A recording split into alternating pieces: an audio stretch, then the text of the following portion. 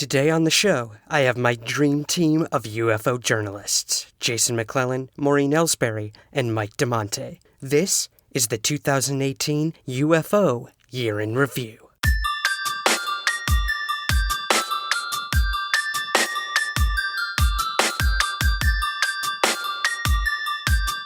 This is Somewhere in the Skies with Ryan Sprague.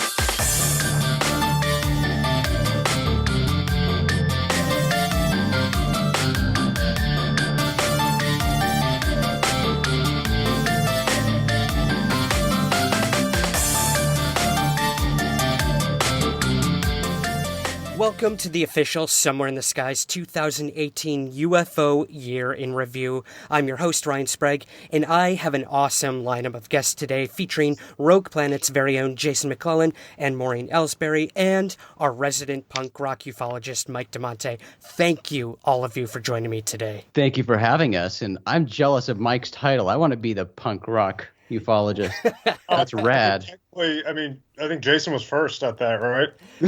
That is a good point. I may be selling you a little short there, Jason. No, well, but I give that the ska. There we go. The UFologist. There you go. That might have been more fitting, but I'm happy. I would share that title with you. We should start our own sub branch, our own subculture of UFOs with punk rock. Only if we get tag team titles. Yes. Yeah, we can do that. Yes. I'll be the 90s alt-rock ufologist. Maureen, what does that make you? I'm going to cover like a 70s punk rock. Ooh, or nice. Like, the Dead Boys and Richard Hell and the Voidoids, that area. Or classic rock. Love it. Can't go wrong with the classics. Absolutely not. Digging deep there. That's awesome. Well, guys, I mean, it's been a crazy year for UFOs, a crazy year for everything. But before we even get into all that, I'd love to know what y'all have been up to. Mike, I mean, I know you came out with a book. Let's talk about that. Let's talk about that first. Mike, what have you been up to in 2018? Punk Rock and UFOs, True Believers came out. I continue doing kind of podcast, radio, some TV. Some opportunities have kind of popped up, but who knows? It's the interesting thing is, sometimes when you start writing and you're blogging a lot and you're writing the book, you just kind of dive deep into it. And then once, you're the finished project out, you're able to like breathe for a little bit. Yeah. So like right now I've like been breathing a little bit because it's like there's so much stuff that's happened this year in ufology, which we'll cover today. It's just compared to last year, I feel like there has been many opportunities to kind of step back. There's been so much news. Right. And I mean, right before the new year last year is when the big stories broke, to the stars and New York Times articles. So, that was a great way to sort of ring in the new year. But then since then, we've had a lot of follow-up with a lot of that, which we will get to. But Maureen, Jason, I saw you guys, a week ago here in Los Angeles or so? So, I mean, I know what you kind of been up to, but what's new with you guys? Go ahead, Maureen. Okay, for me, I've been kind of in the back burner here for a while because my whole life has been taken up with work lately. Super fun and a lot of traveling. Doing some side projects related to UFOs. Done a little speaking this year. We had some good panels at Denver Comic-Con, Jason and I, for our fourth year. And Jeremy Corbell actually was on one of our panels as well. And writing a book that will probably take me 10 years to finish. So we all know that feeling. Yeah. We're all there. Yep. How about you, Jason? Yeah. I've got a few books that are going to take me a couple 10 years times two to write. So we'll see where that goes, but hopefully we'll have a book announcement in the coming months that might involve some of the people on this show today. Speaking at conventions, just spoke with you, Ryan, at Alien Con, the great Alien Con in Baltimore. That was a lot of fun. Yeah. And, that's just where I have my greatest joy related to UFOs and other associated topics because, like I say, with all my work, I focus on the general public, not necessarily the UFO community, not the UFO research community. My goal is to reach the general public, share the information that I have, and encourage people to get excited about the topic and do their own research. So events like Comic-Cons are the perfect venue for that. So I had a great opportunity to do a lot of that this year, and there's more of that coming in the next year. Absolutely. So looking forward to that. 2018 has been a year full of just regular life stuff. So really busy year with that. Been a slow year for me in terms of my UFO passions. So we'll see if I can fix that in 2019. Yeah, and I mean, one of my favorite moments from AlienCon, Jason, was when like a 13-year-old boy came up to you and asked to take a picture with you because he followed your work. I will never forget that, man. That shows like the younger people are interested in this topic, and if it's going to come from AlienCon, so be it. Sort of the first thing that's really fresh in all of our minds, and probably the listeners as well, is this recent release of the documentary by Jeremy Corbell, Bob Lazar, Area 51 and Flying Saucers. Well, I am telling the truth. I've tried to prove that. What's going on up there could be the most important event in history. You're talking about contact, physical contact and proof from another system, another planet, another intelligence. That's got to be the biggest event in history, period. And it's real. And it's real and it's there. Jason, Maureen, and I were able to see the world premiere of this here in Los Angeles. Mike, I know you saw it maybe a couple days before us to review for Punk Rock and UFOs. So before we get into the other things that have happened this year, I want to know what your guys' reaction and girls' reactions were to the movie. So let's start with Mike. You saw the film before us. What did you think of it? I really enjoyed it. The only criticism I have about Jeremy's films are the certain narrative style he shoots it in, which kind of make them like everyone feels like a similar formula. But this is by far my favorite film he's done. I think he did a really good job of telling Bob Lazar's story, and I mean a lot of it's in defense of Bob Lazar. There's not too much opposition to him, but it does really paint a good picture of the whole story of where he's at right now and from the beginning. It was entertaining as well. It was fascinating. I think it's something that you can show anyone. And the fact that it's getting all this positive press and Jeremy's flying all over the country doing press for it and people writing articles about it, I think it's definitely just the idea of doing a film on it was a home run. And everyone really seems to enjoy it. I really enjoyed it, too. I thought it was great. Awesome. Yeah, I mean, it's really tapping into a lot of the mainstream right now. I'm seeing Jeremy all over the place, New York, LA, doing all these like really fresh sort of Vice-like interviews. So it's definitely getting out to the younger people. Maureen, Jason, I know you guys witnessed this too. So many like younger people came to this world premiere of a UFO documentary, which really blew me away. I don't know about you guys. What did you guys make of the film? We didn't really have a lot of time after to talk. Everyone had to go their separate ways. So I'd love to hear what y'all thought of this movie. I actually saw it early as well. So the premiere was my second time seeing it. And I liked the film. I think what I told Jeremy too was that I think he did a really good job of presenting the story, especially to the general public. People who don't know a lot about the story will be like, holy moly, what was going on with this? There are a few tidbits that are new in the film for people who are super familiar with the story and everything that happened over the last 30 years. And so those are fun bits to see. Again, we're quite close with Jeremy, and so we knew some of the I don't want to give any spoilers out for people who haven't watched the film. So some of the things we were aware of that had happened that are supposed to be these big groundbreaking things.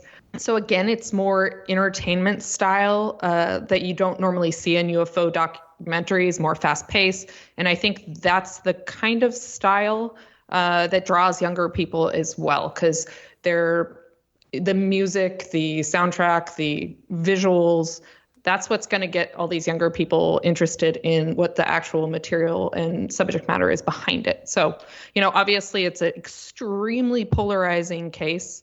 And while you didn't see so much of the opposition side of the people who think he's lying and full of shit, there's enough to kind of give you both sides of the story, I think. Yeah, I mean, I agree with you. I think Jeremy could have went a little further with the other side of it, but he did push Bob several times, which I definitely appreciated. A lot of people have, sort of blamed Corbell for being very, not apologetic, but very pro-belief when it comes to his films in these things. So I'm glad he went there with this. I think this is, like Mike said, his strongest film yet. And agreed with you on several points too, Maureen. There weren't any huge bombshells that left me feeling differently. I felt the same as I felt before the film, leaving it. But what did you think, Jason? Well, I certainly had fun with it, and okay. I think that this is more a film for the UFO crowd. I think if you are familiar with the Lazar story and you're a UFO quote-unquote fan, it's a fun movie because, right, here's the story about a guy that we've all known about and read about for years, and we're seeing him presented in a humanizing way. Certainly fun at the premiere, seeing Bob in person. Question for Bob. How close to duplicating the alien propulsion system did you achieve? Oh, we didn't. That's just about it. I mean, we couldn't even duplicate the material that, even the casing material, we didn't really even understand what was going on. It's one of those things where we can see what's happening and be proficient at using it, but there wasn't a single thing we could duplicate at all. At least at the time when I was there. I have no idea where they are at this point. Did you have any breakthroughs when you were working at S4 on alien spacecraft, Bob? Did you have breakthroughs? Well, anytime you were able to decipher something, it was a breakthrough. I mean, when we determined the fuel was a super heavy element, that was a breakthrough. When we finally figured out how the reactor and the amplifier worked together, that was a breakthrough. When we finally figured out how to shut the reactor off, that was a breakthrough. But I mean, every single thing was amazing to us. It's like, having a couple little children playing with advanced materials. It's just all, it's pretty much all luck. Some of us have seen Bob before, so not that new and cool, but it's still awesome. I mean, let's face it, whatever side you're on with this story, it's still like a huge thing in the UFO world. So being able to see Bob there in person, see Bob's story on the big screen and, dig a little deeper into it, that's awesome. So I enjoyed it for that. I still am left with tons of questions. And, contrary to the claims that Jeremy's made many times and certainly made at the premiere, this film does not answer all the questions. It doesn't prove, all the counterclaim or claims that people make in opposition to Lazar's story. And some of the things presented in defense of Bob were things that George Knapp came forward with many, many years ago. So, there are still questions to be asked, and we will be, Rogue Planet will certainly be doing a video interview with Jeremy in the coming weeks or months, and we will push on some of those things that are left unanswered. But overall, I had fun with the film, and I'm going to be controversial here and push against you guys and say this was not my favorite Jeremy film. I'm going to say my favorite film of his is Alien Scalpel, the one about the work of Roger Leir, simply because Jeremy's past two films have relied heavily on the work of George Knapp and, have featured, footage and interviews and things that George Knapp has worked on over the years in his career. Whereas with the Roger Leir story, that was Jeremy doing an investigative piece and actually doing scientific research funded out of his pocket to further a story that had existed and really profiled the work of Roger Leir and the subtopic of alleged alien implants. So for me, that was Jeremy's best work to date. I enjoyed the visuals of the Lazar film. I enjoyed the topic of the Lazar film. And like I said, as a UFO guy, I thought it was fun. Yeah, Jeremy has hinted that Nano Man, who is featured heavily in the Alien Scalpel film, will have his day, he said. So yeah, I think we can expect a lot more on the testing front. Yeah, that's awesome. I do agree. When Jeremy focuses his lens on individuals without archival footage, I think I think that is when we get the best stuff out of them, Jason. So now I'm gonna retract my statement, and I'm gonna go with you, man. I really did enjoy Patient 17. Is that what it was officially called, I think? I think that's what it was called, Yeah. That is a really good point. It was investigative filmmaking at its finest, from beginning to end. And I think now, Jeremy doesn't have much more to rely on in terms of Knapp's investigative work as his mentor. And I certainly respect him for doing something like that, bringing these cases to light again.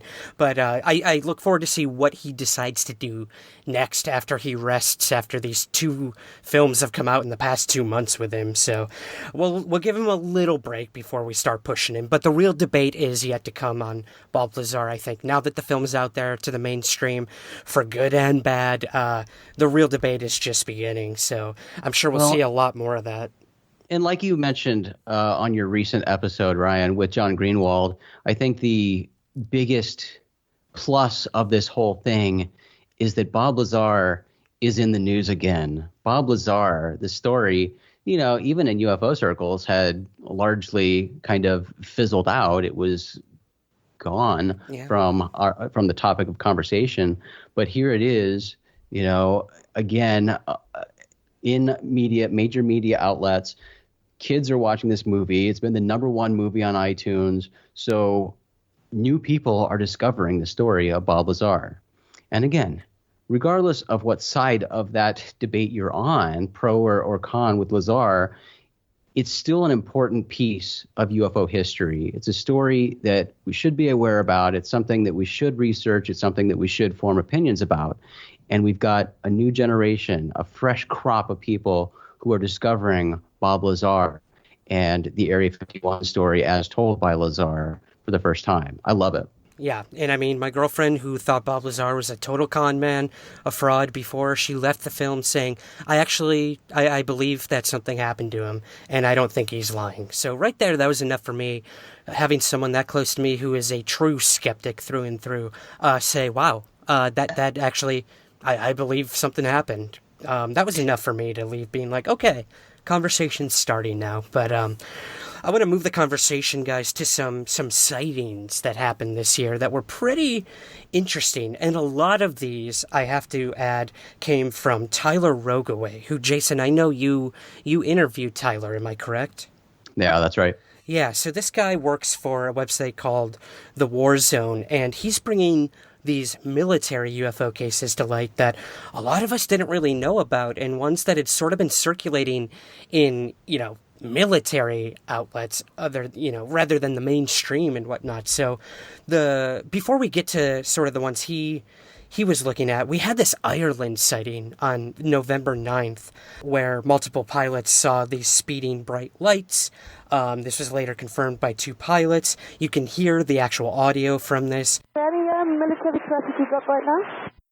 Okay, sir, there's nothing showing on either primary or secondary. Okay, it was moving so fast, in fact, you can no longer see it, but yes. Alongside you? It's to come up on our left-hand side and then rapidly veer to the north. We saw bright light and then it just disappeared at a very high speed. We were just wondering. We didn't think it was a likely collision course, we were just wondering what that could have been.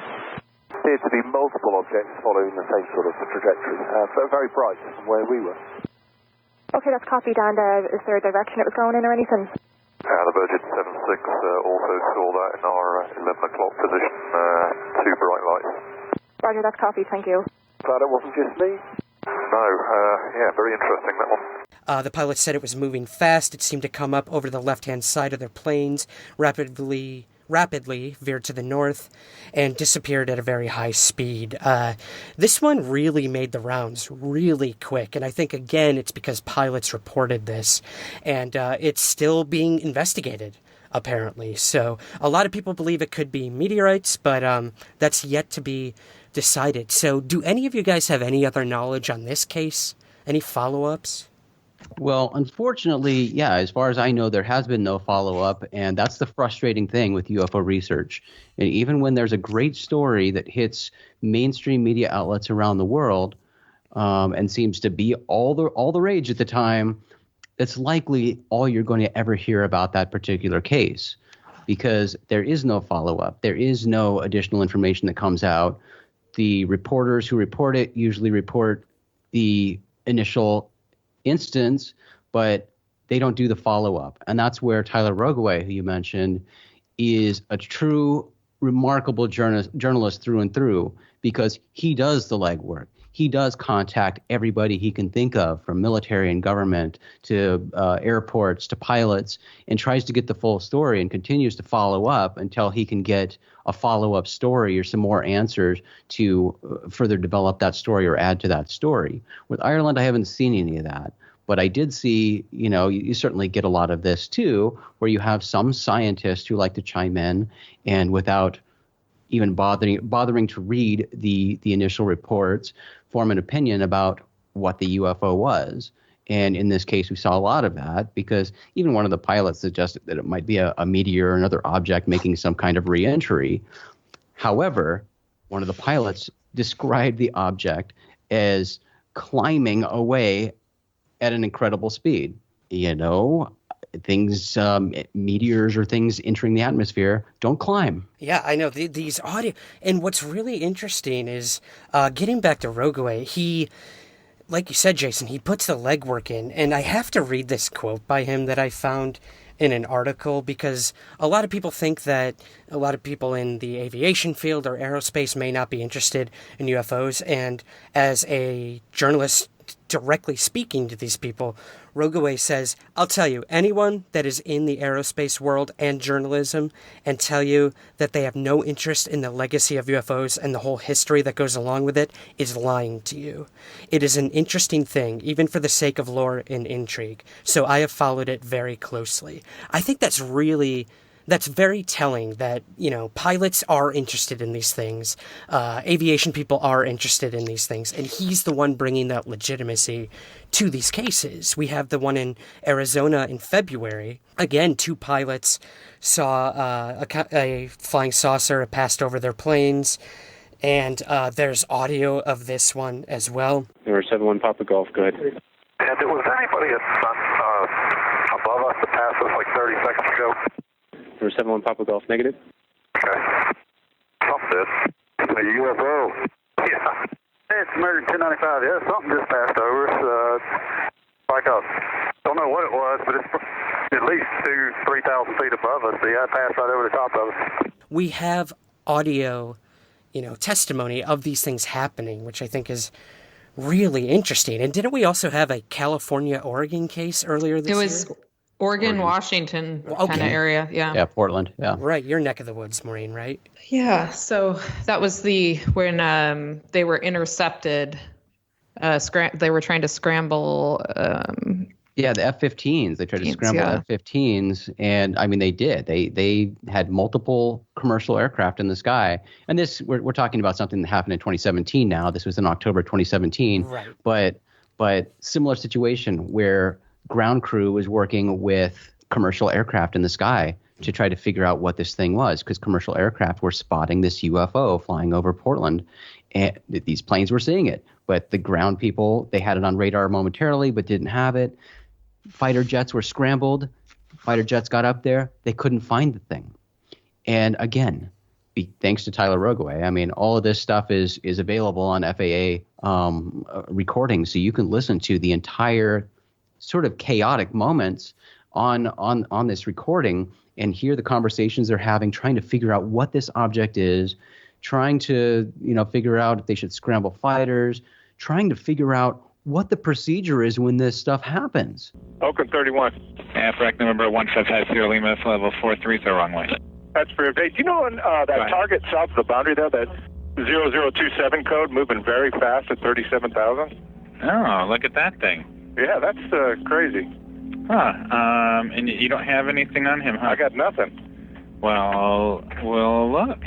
No, the WestJet 1698 is he is at 370, and that dude is, 150 miles to the north of him. Okay, I see him up there. That's crazy. That's fast. Yeah, all right, I'll report that. Thanks, Senator. Okay.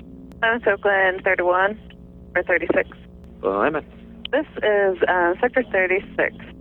We had a target come through our airspace going really fast, at level 370 earlier, an intruder, Mode C intruder, going southbound, and then now apparently the Southwest 4712 sees an aircraft off his right side about at 1 o'clock and 10 miles going northbound at 370. We don't have anything on radar anymore or anything like that. Okay. Yeah, it's for my primary zone. I don't And we don't see any primaries or see anything either. But I will. Okay. Yeah. That's Just to let you know, and our supervisors are calling all the appropriate people. So.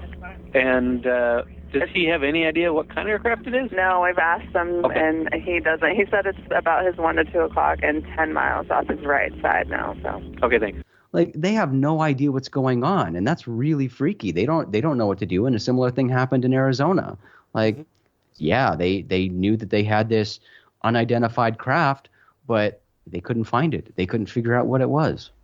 One thing I want to add to that is, just reading the articles, every time a pilot or somebody with aviation experience has a sighting, the stories tend to lend more credibility just because of their experience. So those stories, like, once again, that's easier for those to get in the mainstream, as opposed to like the average Joe seeing one. So, reading the articles, they obviously have quotes from the witnesses, the pilots themselves, and any good article needs to have both sides. And, usually, like you said, they'll interview a scientist, but usually, the problem with it being a one and done story without a follow-up is the scientist is just basically giving just an opinion. And a lot of things I read on these recent stories were, it's probably a meteorite, or it's probably this, but there's no really investigation. Mm-hmm. And then it's dropped. And, a lot of the websites are doing these cute little subheads, or is it a weather balloon? Like, they're bringing those same old jokes out again. So the fact that, like I said, that it's being reported by, these people with aviation experience, I think that's a good thing, because it's, these stories are creeping more into the mainstream just because of, their credentials. And I will say that the reason that I highly recommend and do pay attention to the work that Tyler Rogoway does on these stories is he brings a unique perspective. He specializes in military aviation. So he looks at this from a curiosity standpoint, being he's a well-read individual, very, very much knowledgeable about technology and craft that the military has in development, and follows these things closely. So when he hears about something that doesn't fit anything that he's following at all, he hones on that and wants to use every resource available to try to find more information about it, to possibly say, oh yeah, that could be this secret thing we've been hinted that the he is working on. When those answers and those things don't align, then he gets really excited and tries to follow up. And I just really love his work. He has connections and resources that a lot of us don't have in sort of the outside journalism world. So I really look forward to more stuff to come from him. I know, at least for me, he's going to be my UFO researcher of the year. That's for damn sure. But moving a little away from UFOs, guys, and to the possibility of alien life, we had some really groundbreaking stuff happened this past year. Late 2017, early 2018. And for the first time in history, scientists have detected the first interstellar object ever observed. Now, this is amazing, in my opinion. We're talking about Oumuamua. Avi Loeb, chair of the Harvard University Astronomy Department, said Oumuamua did not behave like an ordinary asteroid or give off gas like a comet. There seemed to be an extra force that is pushing it. And it's not clear what this push is from. In an upcoming paper, he and a colleague offer what they call a more exotic scenario.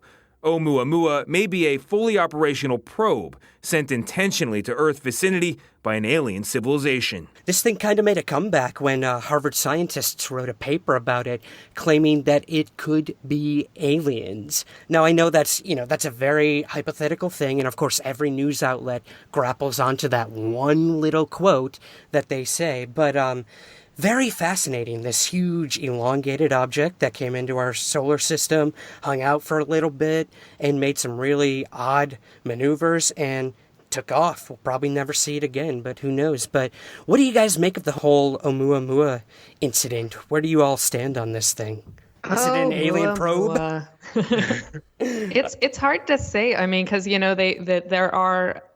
there's some research to suggest that the kind of movement it had could be similar to resulting from gases from a comet. But could it be an alien probe? Well, we can't really say it couldn't be because we can't see it anymore, and we didn't get a good enough look at it. So maybe, but I think it's more fascinating, that this is the first object we've spotted from interstellar space.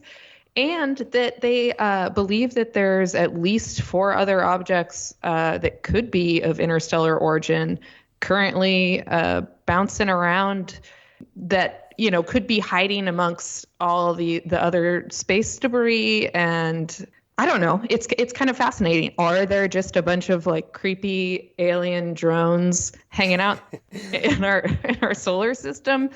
It's not that far-fetched. I mean, we sent probes to other planets, granted within our own solar system, but just look at Star Trek. I mean, yes, it's science fiction, but is it really that far-fetched to think that we could advance to that in the relatively near future?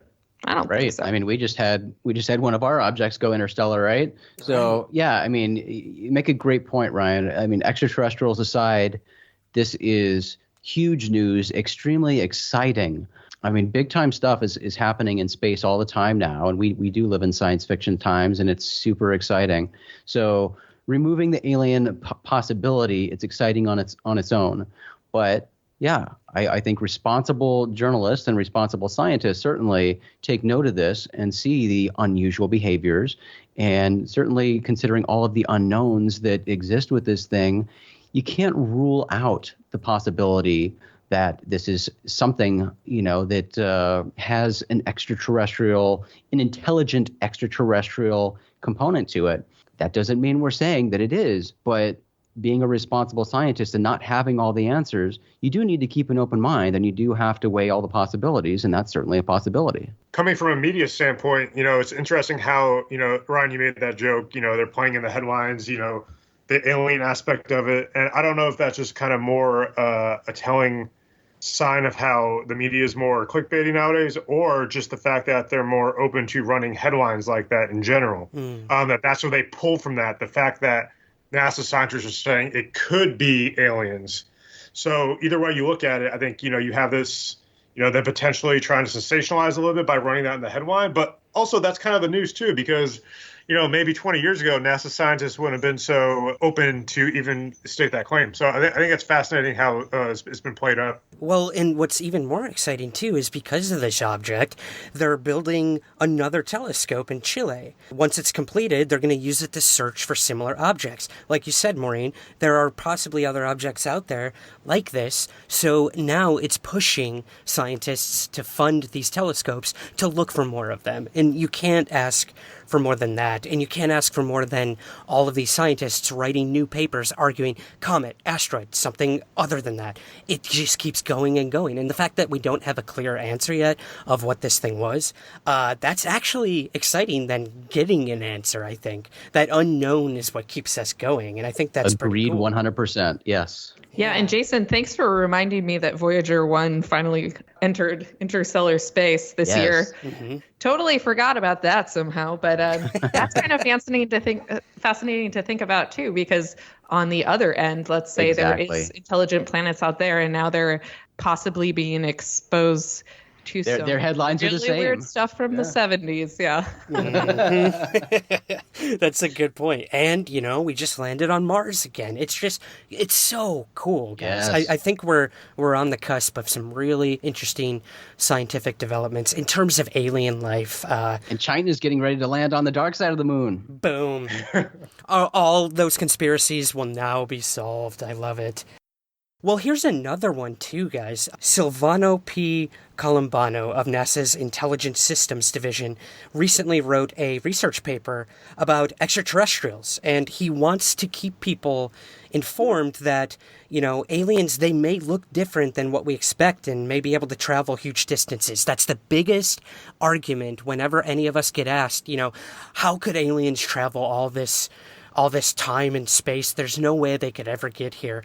This guy's being like, chill out, guys. We have no idea what they're capable of, what their makeup is. We always go by what humans can do, what our limitations are. So I thought this was really cool that another NASA scientist is putting himself out there and saying this. The headline is Tiny Aliens. Mike, again, we have aliens.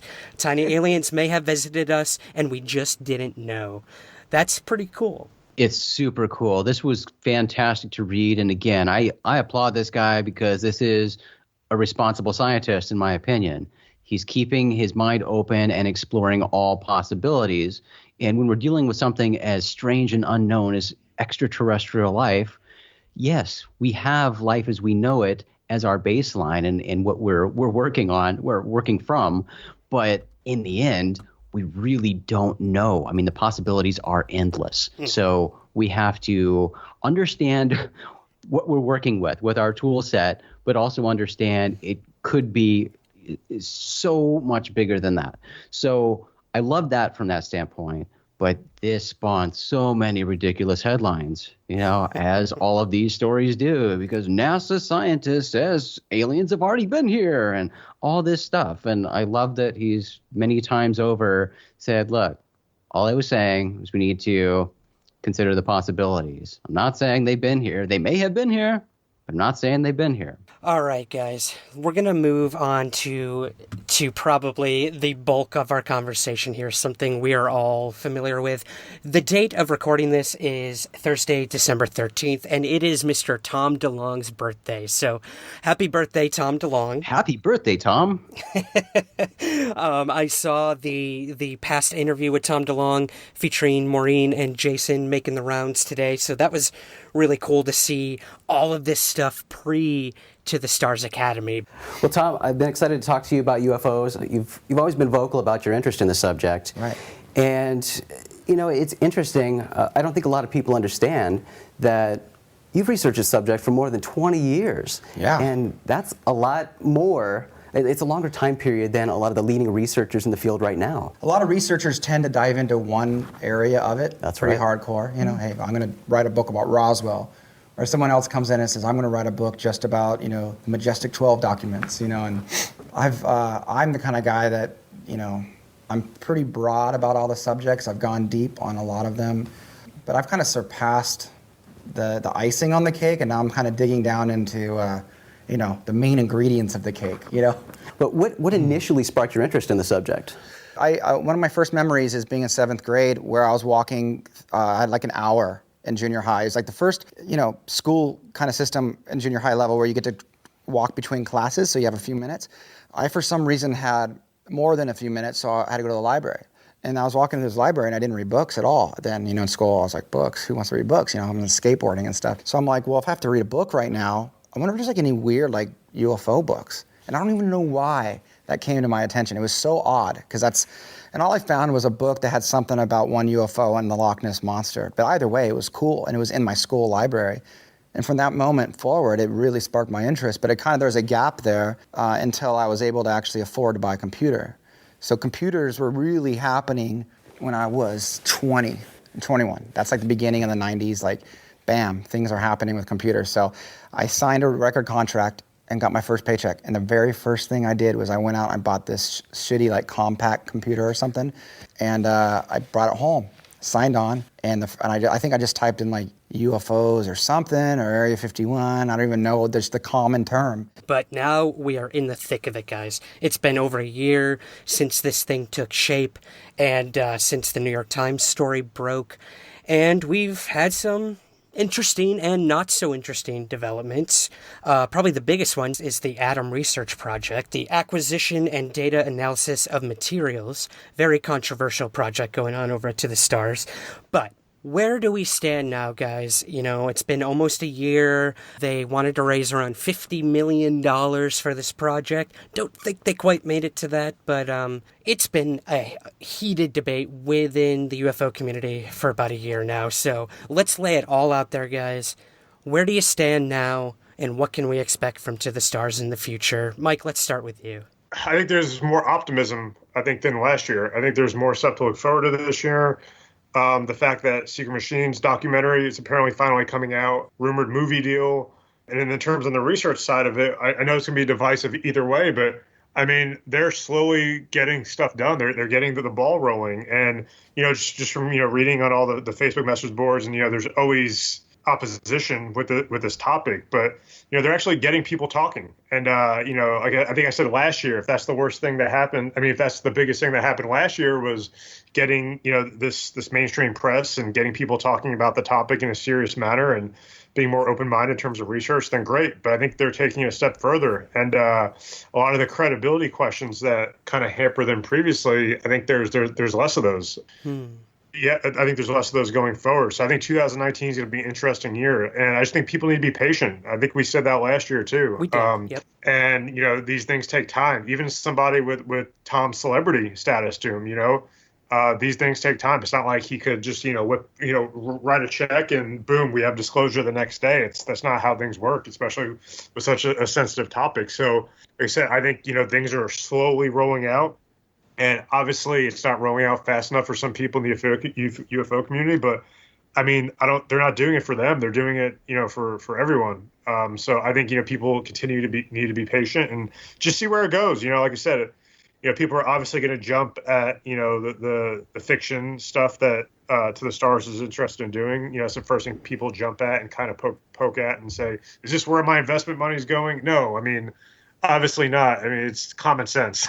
There's production companies that are backing this, those projects. But yeah, obviously that's the first thing that people will go to kind of detract from it. But at the same time, we have the Adams Project. We have material that's apparently, as passed through Earth Tech International, which isn't too far from me in Texas. So, they're doing things. So I think people just need to continue to be patient and see where it goes from there. We have multiple samples now from multiple sources, ranging a wide variety of integrity. Even if the material goes nowhere, people are beginning to provide us things. I want to make sure that I have a healthy dose of skepticism to make sure I'm not blindly accepting something because it's cool or neat or new or something like that. That the data supports the decisions that we make, the dots that we connect, the moves that we make. But I see a diligence being applied to this that gives me optimism that we stand a chance of being able to make some real progress here. We have to do this the right way, and the right way isn't necessarily the right now way. We may just be at the beginning of the headwaters. Maybe we're just in a stream right now, and we're just at the very beginning, and it's just a small creek. But I think eventually that waterfall will come. Maureen, what do you think about all this? Personally, for me, I think that there are good and obviously, like Mike said, it's been very divisive, and bad things that are coming out of this. And it is creating this incredible amount of impatience with people. I think the better way to go about this is to have zero expectations. Mm-hmm. And then when they're able to release whatever they can, when they can, we might find out that all the testing they're doing through this Adam project ends up being nothing interesting or has an explanation, or it may be something that, piques people's interest. And if we finally get any results or trickled information about this, it's probably likely something that would require more testing, because I guarantee you they're not going to come. Let's say they test a piece of metal that they believe to be of extraterrestrial origin, and it comes back an anomaly saying this is not, as some people have said, manufactured on Earth. This is from somewhere else. It is not naturally occurring. Here you are. Make of it what you will. I guarantee you not everyone's going to be like, oh, that's disclosure. Aliens exist. Problem solved. That's not going to be the way it works. So, yes, there's a lot of different facets of what's happening with To the Stars. There's a lot of entertainment aspects. But again, like Mike said, the big thing is getting a lot of positive press and getting a lot more people to take this subject a little more seriously and realize that the government is involved in this, and there's other things going on behind the scenes that we're not aware of. This is a big picture, and I believe it'll continue to be so. One thing I want to add, I think Jason could kind of pile onto this too. Jason could attest to this. I think, previously, Jason, your time is, we're To the Stars and they're starting out, and I've interviewed Tom and met him before as well, so like we can kind of talk about this. But Tom is best when he's not fully in charge. He does his best work when he's collaborating, when he's not left to his own devices. And I'm not just talking about musically, I'm just talking about in general. And having something so controlled like this, I think is a good thing because he's not rushing to get some out. Everything is taking its time. This is the first time in his career in a long, long time that we've actually seen something like this, where he's doing the due diligence and things are coming out organically. And he's taking his time. And I think, having these control mechanisms above him is only going to make for better quality in terms of the documentaries, the fiction feature films, and the research in general. So I think this is a good thing that, things are kind of taking time. And one thing I want to say, add to what Maureen said, you say, like, say if something comes back that they discover, and what if it's not, if they say, oh, this is just a piece of metal, to the stars is going to get just ripped up by its detractors. So it's going to be really interesting to see, how much leeway they get in terms of the reaction from the public. I wonder if that's the case, if they just kind of avoid it for years at a time until everyone forgets about it and never announce anything at all, just so they don't face that public backlash. Yeah. But yeah, I mean, that's what you said, Mike, too, about how slow things have been. Jason and I first started talking to Tom about To the Stars back in 2014 when we started working for him at the initial launch of To the Stars Media. And he had plans to expand this into something bigger, but at that time he didn't really know what yet, So it's very interesting to see how it started off with like raunchy paranormal news that we were writing and has become just this huge franchise of media and now more serious scientific research. So what's next? I'm excited to see at least, but I am going in with, again, zero expectations. So I see a lot of parallels with To the Stars and Open Minds. Open Minds was a company that Maureen and I helped start that was a UFO media organization that was the only type of company like it at the time, which is what To the Stars essentially is now. We had a wealthy individual who was interested in UFOs and had the ability to fund a company so he could feed his passion. And that's what Tom's doing. And for all the people who are grumbling because they don't approve of what Tom's doing or how he's doing it or what the company's doing, tough. Like Maureen said, she said it brilliantly. People need to manage their expectations. A lot of this frustration comes from people creating things in their head, wanting things to happen.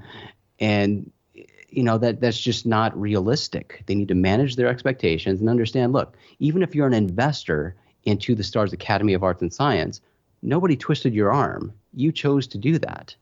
So that's on you, and you need to manage your expectations. Even if To the Stars doesn't do anything ever, I applaud the effort. The more people we have out there doing things, trying to do research, trying to come up with answers to this crazy unknown of UFOs, that's awesome. We need all the people doing all the things all the time. If they're successful, that's awesome. If not, at least they tried.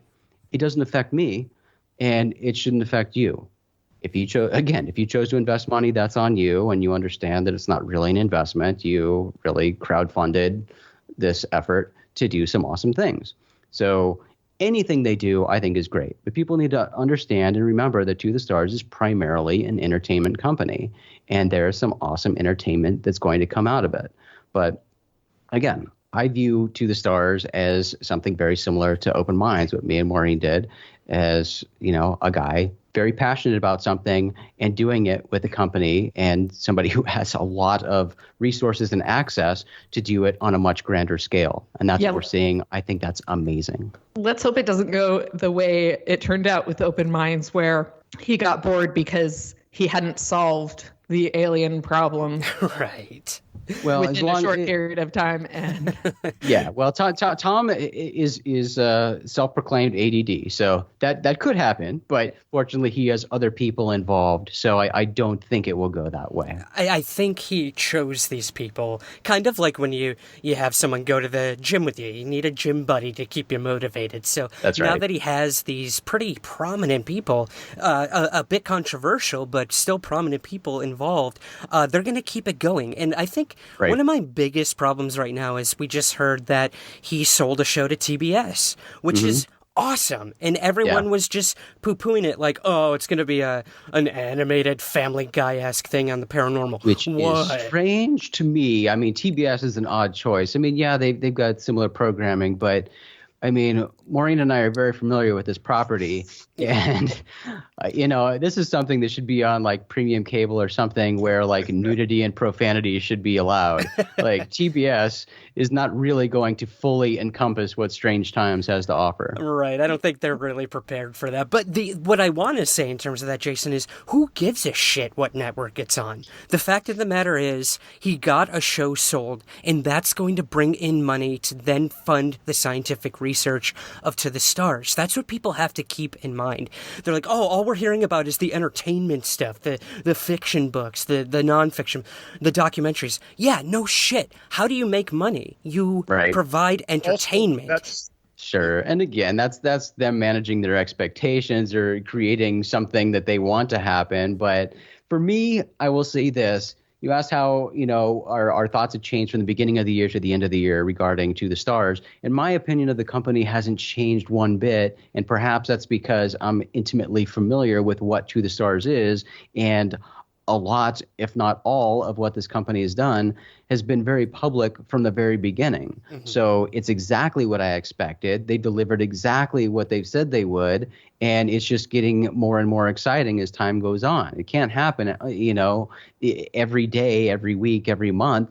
Stuff takes time, but stuff has happened. It is happening, and it's some pretty cool stuff, if I may say so.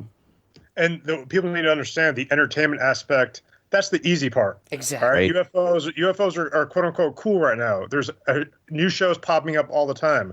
So you have Tom, who already has his built-in fan base. He has all these franchises mapped out already. That if you're an executive, for television or Hollywood, that's an easy sell.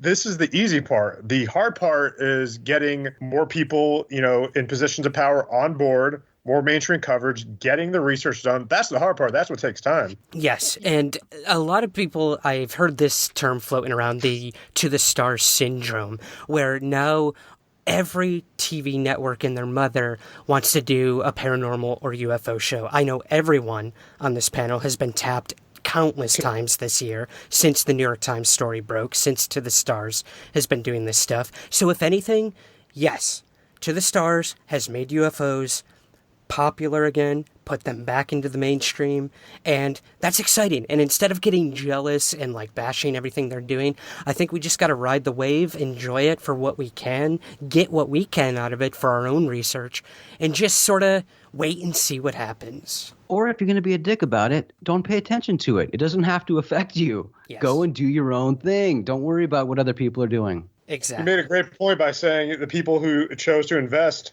they chose to invest. That was their money. Yep, exactly. I chose not to invest personally, just because I did to remain objective. I mean, if I'm going to be a journalist and talk about this stuff, I wanted to remain objective. I mean, I'm already biased because we work for To the Stars. I always throw that out there. But yeah, I chose not to invest because I want to remain objective and not tied to something financially. Not to mention that the investments weren't open in Arizona where you live. That's true. They are. They were later, but yeah, at the launch, not at all. So I couldn't. You didn't even have to. It's like let's be honest. Yeah. I'm with Jason in terms of not investing. I thought it would be kind of a conflict of interest since I cover this, and also I've given Tom DeLonge so much money since my teenage years. He doesn't need another cent from me. Yeah, that's right. My moral support's good enough. Absolutely. Now, the last thing I want to touch on with To the Stars, guys, is I had John Greenwald on my show recently, who we all know is the guy he's the FOIA guy. any document pertaining to UFOs that has been declassified. He's all about it. He gets it out there and gives it to the public for free. I talked to him all about To the Stars and ATIP, the actual government-funded project about UFOs, the Pentagon program. And what's really interesting is he hasn't found much on this thing. Now, that's not to say that it didn't exist. We know it existed. What John argues is that it has been exaggerated beyond comprehension, that this program didn't really involve UFOs that much, and that Mr. Elizondo might not exactly have been as prominent as many people think. I mean, we had him recently give a presentation in Italy where he showed CGI'd photos to the public and said that these were actual photos of the Washington, D.C. flap. Now, that was a blunder that I can't really understand how someone who headed a UFO program could make something like that, an observation like that, a mistake like that. So I do want to err on the side of caution in terms of how important this ATIP project actually was. But at the end of the day, I want to ask you guys, does that even matter to any of you? No. Okay. No, it doesn't. And again, managing expectations. Look, if we're taking Elizondo at his word and he did what he said he did, he's not a UFO historian. He doesn't know everything about UFOs. Mm-hmm. He had a specific job to study weird things in the sky. That doesn't make him a UFO expert or somebody who knows about UFO history, and he's admitted that he doesn't know UFO history. Good point. So it's very understandable that they're not really going to know what they're talking about when they're throwing up all these old photos about, historical cases and all that stuff. So, no, I mean, I think it's embarrassing, yes, and they need to work on that, especially if they're going to be as public as they want to be. But that doesn't mean anything in terms of ATIP or its legitimacy. But I will say, I mean, we already know that ATIP wasn't really much of anything. I mean, $22 million, come on, that's nothing. That's like a project of bringing in a project manager at the White House to replace a toilet. And as we've from Jeremy Corbell and many others, the bulk of that project was looking into things not related to UFOs, things like Skinwalker Ranch being the bulk of it. So there you go. One thing I'm going to add, it doesn't change, kind of whether I support them or not, but I do think it's very careless and sloppy, and it's not a good look because even though he wasn't, an expert on UFOs previously, Tom's also known for, been posting photos on Instagram and showing videos of things that we know are hoax, and that's just sloppy. And I think they definitely need some crisis management in terms of public relations. I know there's like one publicist who's Tom's publicist who I think does a decent job, but I think they actually need a team because a lot of this stuff needs to be managed. Yeah, for sure. But can you imagine having to be Tom's publicist? Like, what a giant job that is. And look, I mean, we've been doing this. Maureen and I have been doing this for 10 plus years now. And, if my job, if I were brought onto something, like, I'm not going to be able to do nearly as good of a job as the internet people, You can think you've done all the research and everything in the world, but as soon as something goes live, you'll hear from 100 hardcore internet people who will tell you how you effed up and, what a terrible job you did and why the photo you showed was proven to be a fake and this and that. So. Oh, hell yeah. I mean, Jason, I want to add. Go ahead. Oh, no, I was just going to say, to your point, the Roswell slides were debunked in one day by the public. Right. One day. Right. That's all I'm going to say. And in one sense, that's the easiest thing to do. Like, hey, let's just put it up. I'm not sure about it, but if we're wrong, the internet will let us know. The all-encompassing internet. Maureen, what do you think?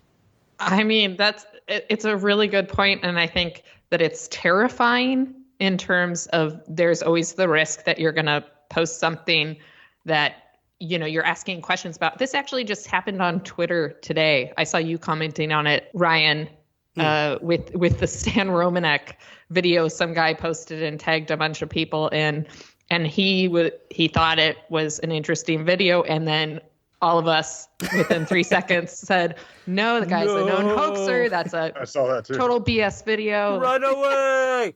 So there you go. I mean, that stuff happens. That poor guy was just inundated with. I know. I will say, the more you're in this field, the more you realize the importance of being cautious and certainly not throwing up a photo on a projector and going, and this is a real photo.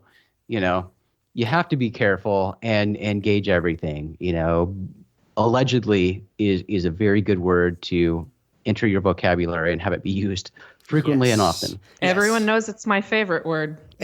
Allegedly. When I was on that stupid show on Discovery, people were joking about that if they made an action doll of me, it'd have a string in the back and you pull it and it'd say allegedly.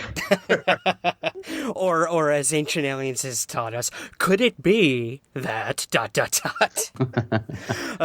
Well, all right, guys. I think To the Stars has gotten enough of our time here. I want to move to another entertainment project that is going to premiere at the beginning of 2019, and that is Project Blue Book. Name's Dr. Alan Hynek. You want me to investigate flying saucers? I want you to help me prove to the public the truth. They don't exist. Jason, we saw this thing in full force at AlienCon.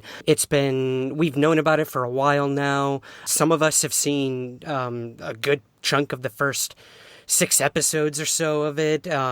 So, guys, J. Allen Hynek, our UFO grandfather, UFO dad, however you want to put it, is now making it to the silver screen. We're going to see him weekly now. So what do we all make of this? Project Blue Book, the television series premiering on the History Channel. I'm ready to explode, but I'll let other people go. I haven't seen it. Y'all has actually seen it, and I'm just curious.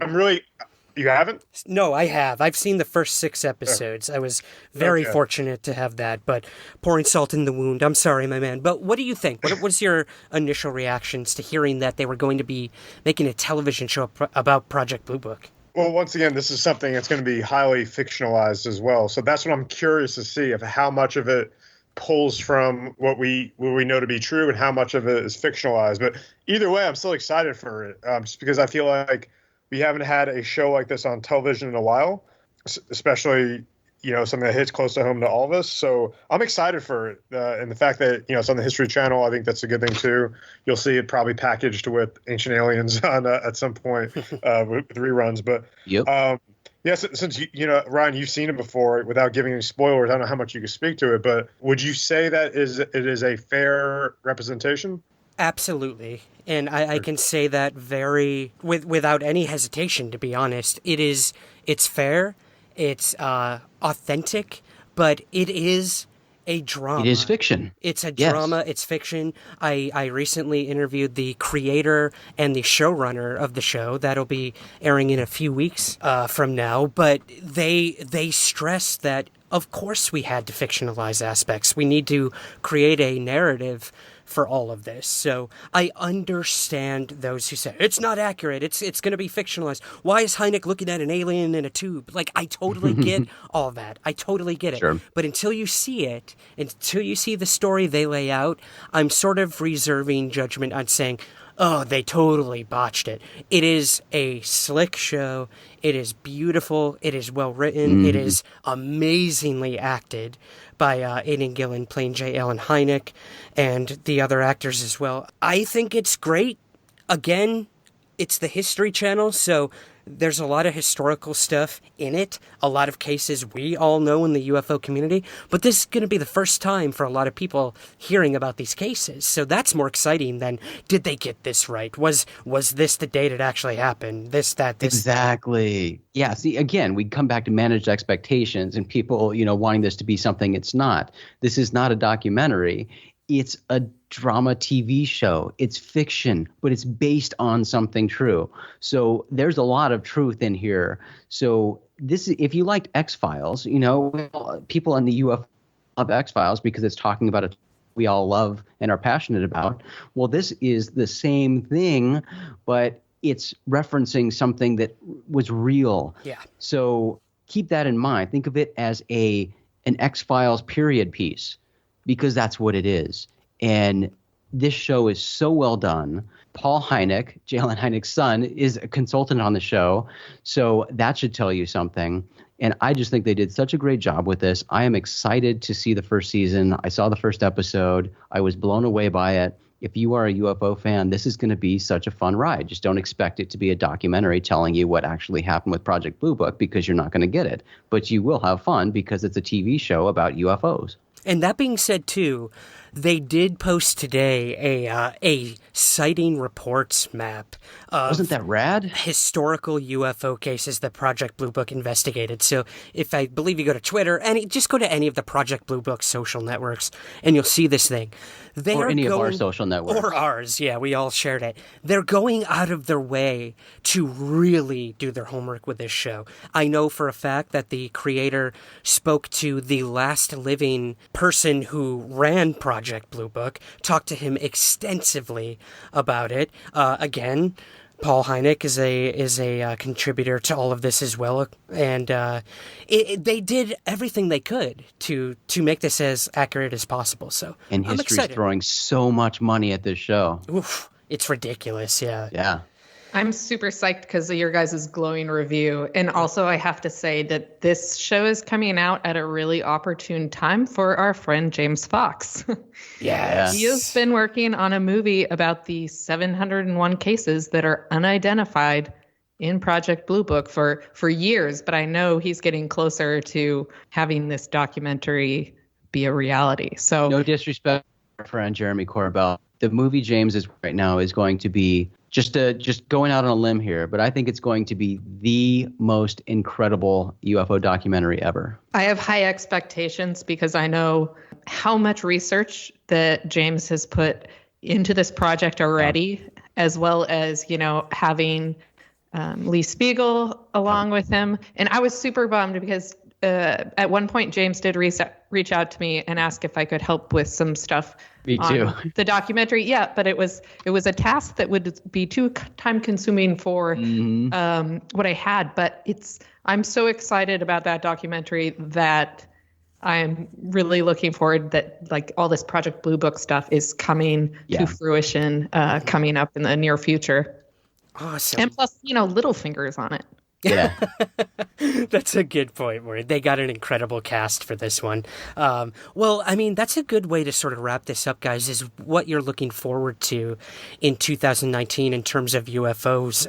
I'm going to say mine right now, and you already mentioned it. It is James Fox's documentary. I think this is going to blow people away. I've seen about 30 minutes of it that he shared with me recently, and the access he got to some of the individuals in this documentary is really going to start some conversations for sure. So that's what I'm looking forward to. Mike, what are you looking forward to in 2019 in terms of UFOs? I want to see the Secret Machines documentary. Just from the very beginning when he started teasing footage and people who were talking to, he's had a camera. Tom has had a camera with him the whole time, and I'm a big fan of the nonfiction books as well. So I want to see more documentaries. Like, fiction's cool as well, but we have so much fiction coming out this year with Project Blue Book. Give us more documentaries because right now they're popular. I mean, if you look at Jeremy's film, how well it's doing, and you guys were at the premiere, you saw how many kids were there digging it. Yeah. Give me more documentaries. Well, I will one up you, Mike, and I will say, work with me together and let's make a punk rock and UFOs documentary. Yes, please, let's do it. It'll be better than all of them combined. That would be rad. I mean, Maureen and I basically did that at Warped Tour, but that was the start. That's our blueprint. We'll just go around. We'll talk to bands about UFOs. It'll be aweson. I already have footage. I have footage with Greg Graffin. Oh yeah, you do. That's awesome. So we're on our way. Together with some footage I have when I interviewed Tom about the election too from a couple years ago. That's kind of some unreleased. All right. footage. Well, let's work on it. We'll look forward to that in 2019. Perfect. Punk rock and UFOs documentary. You heard it here first, guys. If I ever make it out to Arizona, let's do it. Punk Rock and UFOs, the documentary, coming 2019. Love it. Yep. We'll work on it. Awesome. Jason, how about you? Is that it, I assume? I'm looking forward to the Punk Rock and UFOs documentary. Yeah, for sure.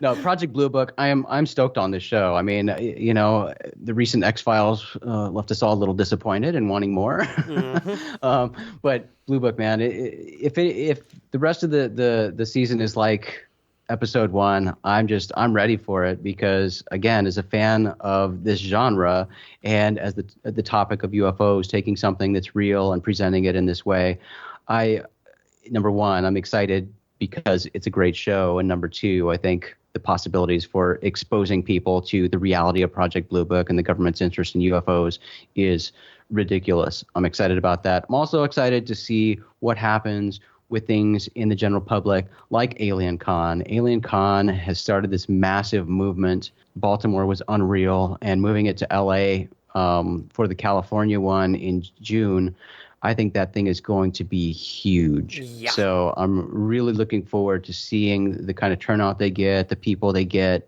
and just what that experience is. Because again, that's pop culture. That's the general public. People going there, they've never looked into UFOs for themselves. They've never been to a UFO conference. They've never read a UFO book. They just have this interest in the topic, and that's their introduction. And you know, there's so many people, tens of thousands of people going to this event for the first time. So I think it's really exciting. So I can't wait to see what that does for the topic, for the discussion of UFOs in 2019. Perfect. Maureen, how about you? Anything else? Well, I would say I'm hopefully looking forward to not only the 701 and Project Blue Book, doing more spacing out, man. Jason, come on. Yeah. Yes. Spacing out's gonna return. Where the first episode's gonna be with Jeremy coming up soon. Yeah. And I think as well, more advancements in the space front, just seeing if we can't just keep searching for extraterrestrial life as long as we can. Maybe one day we'll have definitive proof, but yeah. Awesome. It's looking bright for 2019. So let's run through our socials here, guys. Mike, where can we find all of your work, my man, in 2019? punkrockandufos.com. Great. Jason, what do you got? RoguePlanet.tv is the place for everything. Follow me on Twitter at Acecentric. That's ACECENTRIC. You can find me on Facebook at The UFO Geek. Perfect. And Maureen? All of my handles usually are my full name, so at Maureen Ellsbury. I won't spell it out for you. So Twitter, Instagram, and you can find me at RoguePlanet.tv and MaureenEllsbury.com, which is really not updated often. That's all right. Well, guys, you know where to find me at rogueplanet.tv and somewhereintheskies.com. And just look for a ton of stuff to come at you guys, content-wise, from all of us in the coming year. I cannot wait, and I have to thank all of you guys for joining me on this 2018 UFO Year Review. So thank you very much. Thank you. Thanks for having us. That's it for the 2018 UFO Year in Review. Thank you again to Mike, Jason, and Maureen for joining me. And be sure to check out all of their amazing work at punkrockandufos.com and at rogueplanet.tv.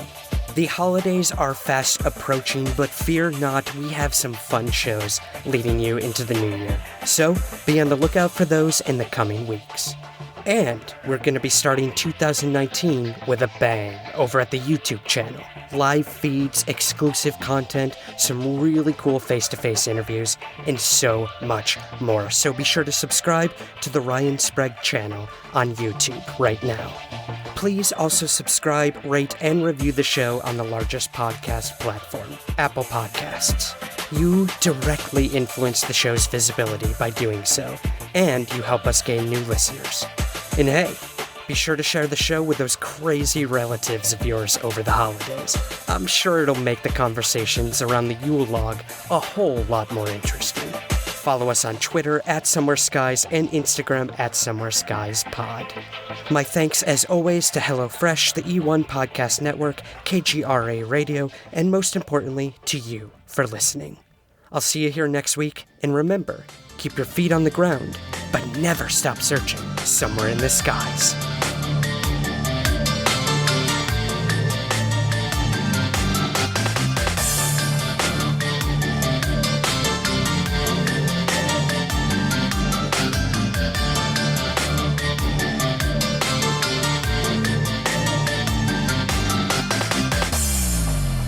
Somewhere in the Skies is produced by Third Kind Productions in association with the Entertainment One Podcast Network. To learn more, visit entertainmentonepodcast.com.